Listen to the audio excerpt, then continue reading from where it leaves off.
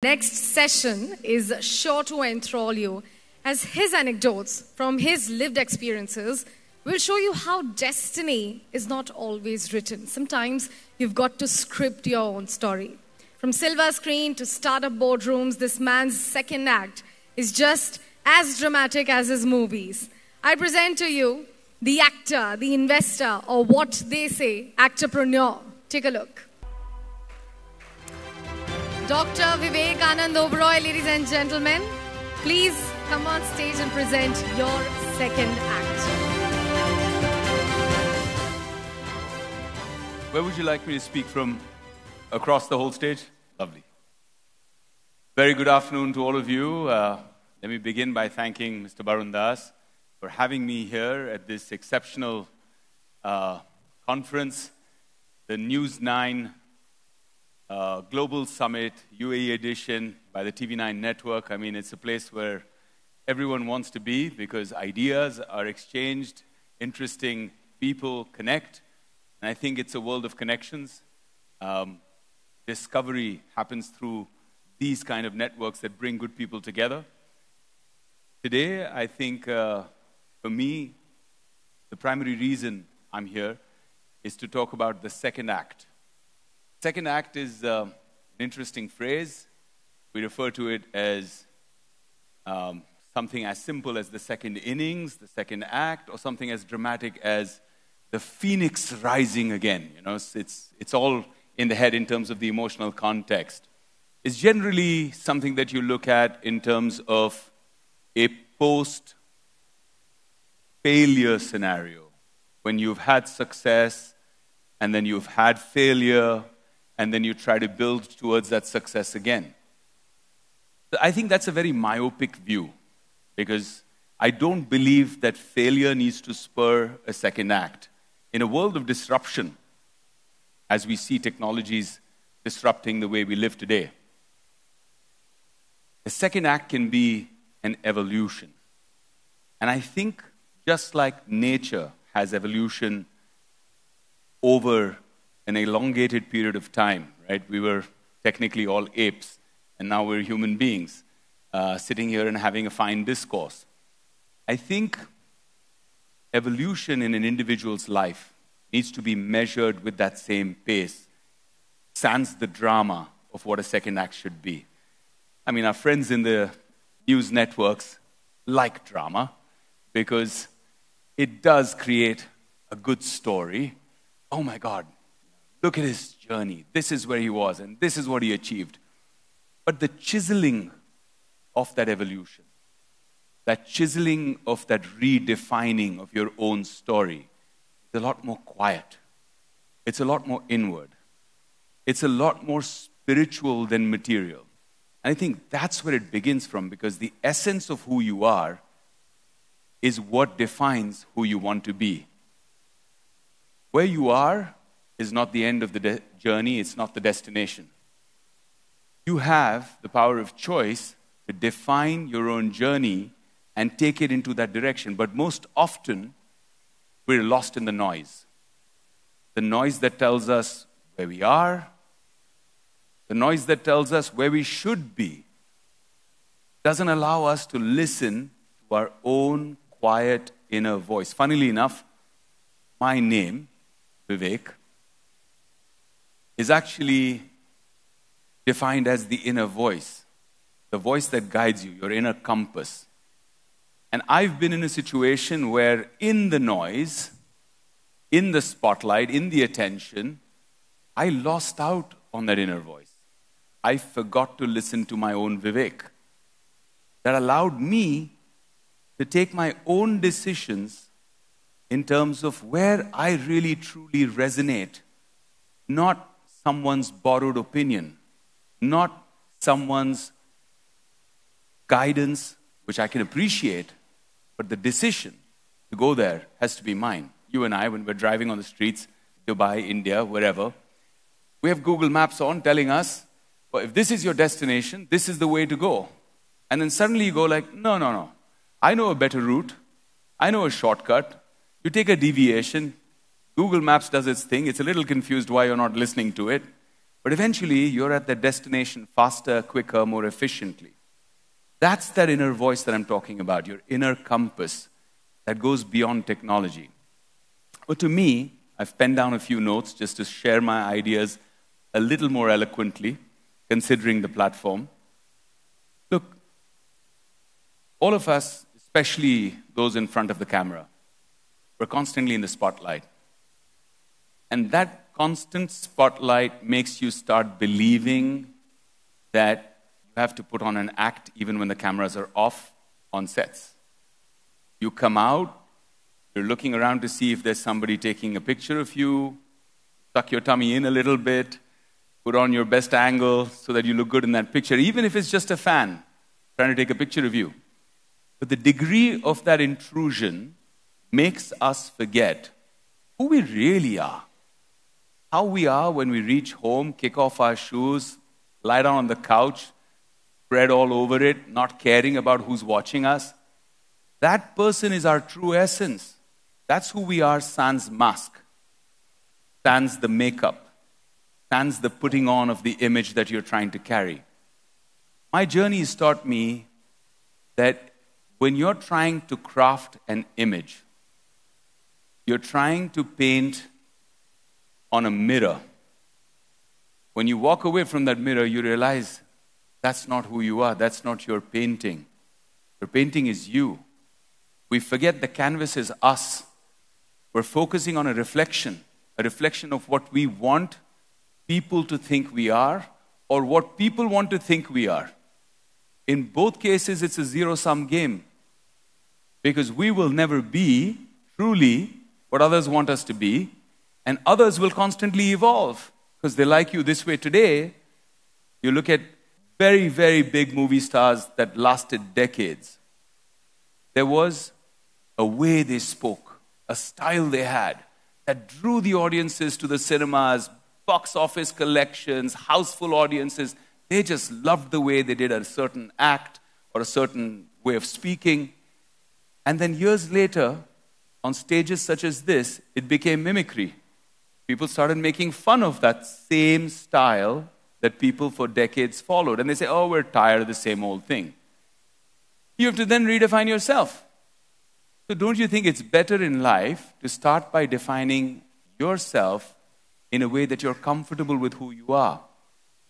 My learnings have been in the process of a second act. And a second act does not, at the cost of repeating myself, need to be spurred from some sort of massive disaster where you're mitigating stuff or you're rewriting your story. The second act can be a lot more quiet. It can be decisive. It can be sharp and incisive. It can be strategic. It doesn't have to be born out of drama. It doesn't have to be announced with drama. Oh, look at me. I'm going to do this now. I think the first step is embrace the silence. Because within the silence, you actually hear your inner voice. What is the purpose of the second act? Is it to make you feel more wholesome as a human being? Where will that wholesomeness come from? Materialistic gains, spiritual evolution, better management of your time, better allocation of time with your family, your children? What is truly important to you? Who are you? In a world of mirrors that we live in, where image is everything, we forget to look at ourselves. We only look at ourselves through the angle of different mirrors. And that is not a true depiction of who we are. So embrace the silence. When you're crafting your second act, there is an excitement. Sometimes it's also a sense of retribution because you're looking at this second act as your vindication. You're drumming up the drama in your head and saying, I'm going to show them all. I'm going to do this differently. I'm going to prove to everybody. You don't have to prove it to anybody. Because the minute you embrace the silence, you actually focus on the work, on that slow, steady chiseling and sculpting of who you see yourself evolving into. That is most important. Don't rush into visibility. Don't rush to show people, look what I'm doing. Get it done first. Evaluate it for yourself. Be happy. Remember, you're doing this for yourself first. if you value it and you truly believe you are creating value, the world will value you financially, in terms of respect, in terms of positioning. But that has to be the truth of your journey. Your compass is you. You have to follow that, because in the midst of this visibility, while you're still incomplete with your sculpture, think of yourself as a great artist making your greatest creation ever, you. And in that process, you rush to show somebody an incomplete sculpture and they have feedback, and that feedback starts to influence you all over again. You're back in the noise. So embrace the silence. It's your best friend. It takes you back to who you really are and keeps your compass to true north, taking you in the direction you want to be in. I think you need to align your actions with your intent first, and then when you're happy, re-enter the conversation. Re-enter the conversation when you're firmly standing your ground of truth. Let your execution do the talking. I have seen this a lot. A lot of people are saying, I'm going to do this. I'm going to disrupt that. I'm going to be the first one to do this. I'm going to execute that. As I grow older, and a few of the gray hairs that are coming on my sides tell me I'm a little wiser, to me, I value execution more. I value results more than promises. I am involved in about 30 businesses across multiple geographies. I've built and been a part of 12 companies going public in India, 2 more this year. And if I look at the essence of that journey, intent is a good place to start, but intent can't be valued. In a world of startups, in a world where there's frenzy based on ideas, preposterous projections, I've taken the slower route. I've said, I will put my own capital and my own idea. I will back my idea myself. I will build it into action. I will roadmap it with projections based on results already delivered. And then go knocking at doors and saying, now I know its value. I don't want to be on the valuation treadmill and the cash-burning treadmill in any of my companies. I was on the first one I did. So it came from a very bad experience where people give you great valuations and say, you're worth this. Then every quarter they're knocking at your door saying, well, I valued at this, so these are the results you have to deliver, whether it's organically possible in the company or not. The fundamentals of value change the minute you're delivering results. Tangible, measurable, irrefutable results. That's important. I think even the way you want yourself to be perceived is very important.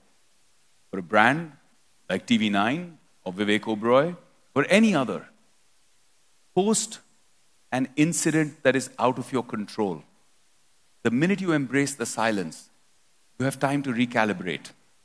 You have time for the noise to go down. We rush so much into damage control, and our actions emanate out of distress. We haven't had a moment to pause and think. So we don't realize, how do we position ourselves all over again? We're not controlling the narrative anymore. We are just responding. We are reacting to what's coming our way. I think when there's silence, you can change the conversation. I've tried to do that with my wife as a married man. It doesn't work at home. But it does work in business. Today, if I'm being perceived a certain way, and I try to keep shouting on top of that noise, no, that's not who I am. People are not going to listen because the noise is just going to get louder and louder and louder. In a world of YouTube influencers, the noise just grows louder and louder. So the way to recalibrate is, like I said, embrace the silence. Lead the narrative based on what you want people to speak about you. Lead it with facts, figures, proof, numbers, actions, results, so that people can't refute and dispute that. That's the way you can curate your image all over again. And I'm saying this out of experience. I did that. I was leading life with this very strange dichotomy where I felt successful because out of crores of people who try to make it in Bollywood, I was one. I was sitting on accolades, I was sitting on awards, I was sitting on recognition, love, respect, glory. But at the same time, with this very sympathetic tone, I would have interviewers saying, you know, when you first made it in Bollywood, there was so much promise. Do you feel you didn't really achieve all that potential?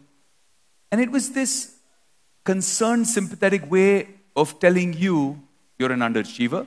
In other words, you failed, you haven't lived up to your potential, and you start to receive all that subconsciously. It is not a positive affirmation because you're telling yourself subconsciously all the time, I could have been. And you're resigning from the driver's seat. You're trying to say, well, it's fait accompli. This happened to me, it's so sad. This incident happened, or this lobby worked against me, or I had bad luck, or whatever it was. You try to focus on that instead, and you're accepting that position. If you drop that and say, I don't have ownership of what is past, I am not driving on a highway with my eyes on the rearview mirror. I care not about the milestones that have passed me. I care about what's coming in the front. How do I want to navigate that? That puts you back in the driver's seat. That lets you lead the narrative about who you are. And don't be in a rush to go out there and tell people, well, I've changed. I'm doing something different now. Let your work speak. Automatically, people will speak about you. People will love to champion that comeback story. People will love to make it dramatic that you're rising from the phoenix, as I see with myself today. Oh, look at the success he's got today. Look where he's reached today. It's been years and years of quiet, hard work, chiseling away at what I decided I want to be. I decided if a door is shut, it's not for me. I will find my success on my own terms, without compromising on my values and principles, my own way. All I have to do is stop wasting my energy being frustrated with that and focus it into a positive space to say, what is it that I'm looking for? How many times have we asked ourselves that? We don't sit back and look at the 5-year plan or 10-year plan of life. We don't. We don't sit down and ideate on it. We're so busily handling tomorrow. We're so busily juggling today. We're so obsessed with the scars of yesterday that we don't have time to look far at the horizon into the future and say, where do I want to be? Whether it's an organization, it's your personal life, you can sit in the driver's seat, calibrate your own inner compass, and move in the direction you choose. And that is the power we've been blessed with. It's just about discovering it.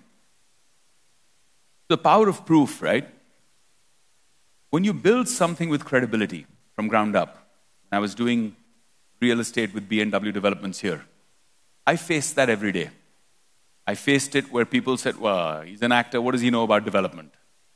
Forget the track record of the developments I've done in India before, forget the work I've done, the companies I've built, a fintech company, an agri-tech company, an ed-tech company, all successful in their own rights, all of them raising valuations at genuine values on profit multiples, PAT multiples, rather than just crazy burn projections.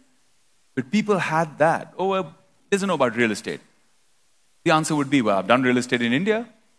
I've done it quite successfully for more than a decade and a half. Oh, but you don't know anything about real estate in the UAE. So they changed the dimension. They changed the conversation. You waste time arguing with them. Instead, you launch your first project, see it through to success. Launch your second. You launch your third. Today, at B&W Developments, Ankur and I, we built a company where we have 450 employees. We have 24 off-plan projects with a gross development value in Indian rupees of over 55,000 crores, with some of the best equity investors, some of the best funds, some of the best family offices working with us, and we're a zero-debt company. We built it with real value. Today, we have distribution in 82 countries of our homes here in the UAE. 17,000 brokers empaneled with us from all over the globe selling our product. So innovating and building, structuring something, persisting with it is what will pay off in value. Today we have large institutions. Today we have the same naysayers coming in and saying, I'd like a piece of your company. Can I invest in the mothership? Can we invest in the holding company? And we're like, we're not diluting. And that's an affirmation. That's the story. That's why I say the second act could be born out of difficulty, could be born out of choice. Before I met Ankur, he ran a reasonably successful brokerage firm. And when he came to me for advice, I said, I really love champions like you. I love founders like you that can work 27 hours in a day. Right? They find that way to make it happen. They hustle, they work hard. He was a CA from a very humble family. And from that point where he didn't have money to pay for his education and fees, he built it to a point where he could afford a house here in Dubai, a nice car for himself, respect, earn money, all by himself. But when we met, the second act began, because what I do is strategy. I sit in the quiet, envision what the bones of a company could be. So I took the company in a direction where I said, we shut down a profitable brokerage company, so there's no conflict of interest, and we go into development. And we build it steady, slow, take a little bit of short-term pain. But today we've created value. Otherwise, we would have stayed a brokerage firm where value is transient. It's very difficult to build value long-term in a brokerage firm. But in a development company, you can. Today, everybody said, why would a $13 billion listed company like Taj, we're sitting in a Taj venue right now, partner with a new development company like BMW? I said, I will show them why. I will sit with them and explain them in terms of the value. So whether it was grabbing the attention of Puneet Chhatwal, the CEO of Taj globally, connecting with him, using the potential access to explain to him why BMW, why the project makes sense, why trust us, walking them through deep dive due diligence of the organization, making sure everything was in order, working with them on how to create the Wellington Mews product in this market, the first time outside Indian shores, the Wellington Mews arrived in a partnership with BMW. That launch gave us validation here to a point where out of the 336 units that were launched that day, 8 o'clock was the launch. By 11 o'clock, we had to stop bookings because we had already sold out a third. And we needed time to breathe and recalibrate. You had 97 units sold out in 3 hours. And it's not a small project. It's a 2.5, 3,000 crore project. If you're looking at that GDV, you're looking at selling 300, 350 crores of inventory in an hour, the first 3 hours. So that kind of acceptance from a $13 billion listed company with 122 years of heritage then opens doors. And you build it layer by layer. You reach out to people, global funds, global brands, other hospitality brands who now start to look at you. The same brands who said, no, we don't know who you are. You have to establish yourself before you knock at our doors, are now saying, we would like to work with you. You have to get the first one done. And then when you build that proof, your second act begins. And that second act can be a choice, a disruption that you build yourself. And once you've built it and had success, don't stop. Build a second act from that second act too. Constantly disrupt, constantly evolve. Because the game is evolution or extinction. That's what the game of life is. That's what nature has taught us over millennia. Today, where are we? We're adopting all kinds of new technology. So whether it's AI coming into every single department, we want to be ahead of the curve. We're working actively with AI companies to create agentic AI for solutions related from sales to governance to regulatory compliance, all the way into design and architecture itself.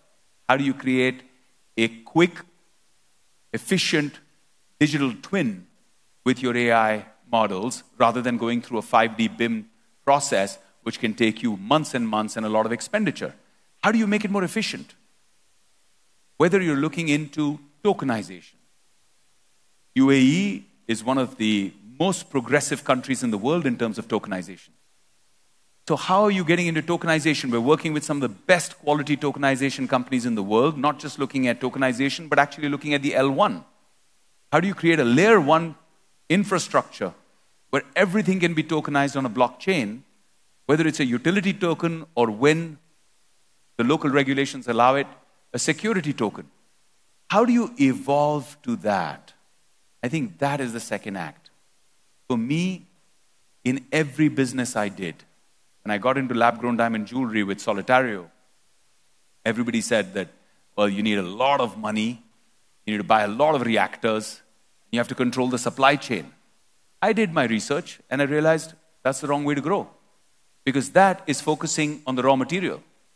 And the raw material is never valued beyond the value of a commodity. A brand is where you get multiples. So I put my whole focus on the other side of the direction. Everybody was buying reactors, and it had an XY graph, because those who were coming in early were paying more for the capital infrastructure with lesser yield. As the economies of scale kicked in on the capital infrastructure side, the capital goods became cheaper with higher yield. So suddenly you have more raw material, and those guys who I used to beg for terms are now begging me for terms and saying, well, we need customers, we've got all this raw material, how do we convert this into jewelry and sell it? Can you take it on your terms? Tell me the credit window you want, I'm ready to supply it to you. So we focused on design. We set up in Barcelona, Miami, Pune, here in India, global design studios, built our own IP around those designs, built our ownership of a customer base, focused on the brand, lit up the Burj Khalifa with Solitario and launched it in style right here. And today, in 3 years, we're in 9 countries, 25 cities. We just executed a deal with Heresa, which is one of the premium distributors of goods for the last 40 years in Southern Europe. They do big brands like Patek, AP, Rolex, all these kind of designer value brands. They're a €6.5 billion company tying up with our tiny little startup, Solitario. That put us on track to go public this year. Before the end of this year, it will be a listed company. 3 years, soup to nuts, beginning to valuation. Every single investor for the ride is sitting on 3x to 4x to 5x to 6x, depends when they came in that journey, listed, liquid. So to me, that's the second act. That's what it represents. You are limitless if you are willing to put in the reps. You are limitless. If you look at pictures of Arnold Schwarzenegger as a teenager, and then you look at pictures of him when he became an adult, you realize that a thin, wiry frame with just determination, grit, and focus can make you Mr. Universe. So you can physically, mentally, spiritually achieve anything. We tend to look at others, rest with them, and say, man, that yogi can walk, up there in the Himalayas, on the ice, barefoot, with just a small little langot covering his body in minus 20 degrees temperature, and nothing happens to him. That's amazing. But you and I are also the same body. We can do that too. We have to put in the reps. We have to decide if that's what we want. Is that what gives us joy? Is that what gives us happiness? Is that what you want to be known as? Is that your legacy? So I am constantly working on a second act. Once I'm done with my second act, I start another second act. It keeps moving. That evolution fills me with purpose. That evolution allows me to dictate change. Today, where I am, the success that I've achieved, I've decided I want to spend a lot more time giving back, more than I've already done before. I'm collaborating now with legends like Kailash Satyarthi to be a part of the global compassion movement, to be a founding member of that movement and take the word of compassion in a world full of wars and conflict further. That's what's giving me purpose. That's what's giving me joy. That's what I choose my legacy to be, because materialistic legacy doesn't give me that joy, that fulfillment, that sense of purpose anymore. I'll end with a quote that I always say. Profit is for a quarter. Purpose is for life. Define your purpose. Thank you. Jai Hind.